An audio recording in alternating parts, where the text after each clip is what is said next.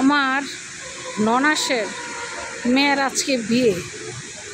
এই বিয়ে হতে যায়া আজকে যে একটা দুর্ঘটনা ঘটছে, আপনারা আসলে শুনলে অবাক হয়ে যাবেন। ঘটনাটা হয়েছে, আমার যে মেয়ের আজকে বিয়ে আমাদের, সেই মেয়ে তার ভার্সিটি লাইফে এক ছেলের সাথে তার সম্পর্ক তৈরি হয়। ওই ছেলেকে সে পছন্দ করে, ওই ছেলেও তাকে মনে প্রাণে পছন্দ করে।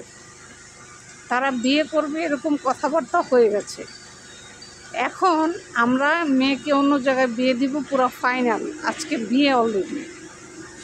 এখন ছেলের বন্ধুবান্ধব সবাই নিয়ে বিয়ের অনুষ্ঠানে হাজির।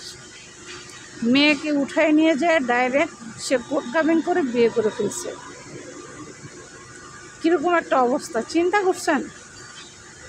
এখন যেই ছেলের সাথে মেয়ের বিয়ের কথা ছিল, ওই ছেলে আবার আমাদের নামে কেস করে দিছে।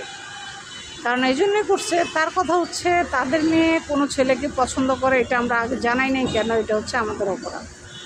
এখন আসলে মূলত আমরাই তো জানি না, মূলত এটা আমরাই জানি না আমাদের মেয়ে যে কারোর সাথে পছন্দ করে বা কাউকে সে বিয়ে করে এরকম অফার দিছে, আমরাই জানি না। তো আমরা জানাবো কীভাবে? তো এখন ছেলে এটা মানে না, ছেলে আমাদের নামে কেস করে দিছে, অনেক টাকা খরচ হয়েছে, ঠিক আছে, অনেক কিছু দিচ্ছে গায়ে হলুদে। তো যা যা দিছে আমরা সব রিটার্ন ব্যাক করছি, কিন্তু ছেলের কথা হয়েছে সে যা যা দিছে আমরা আপনারা ব্যাক করেন।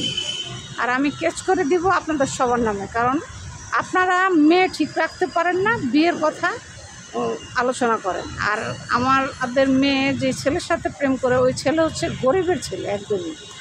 মেয়ের 5 তলা বিল্ডিংয়ের মালিকের মেয়ে, আর ছেলে হচ্ছে গরিবের ছেলে।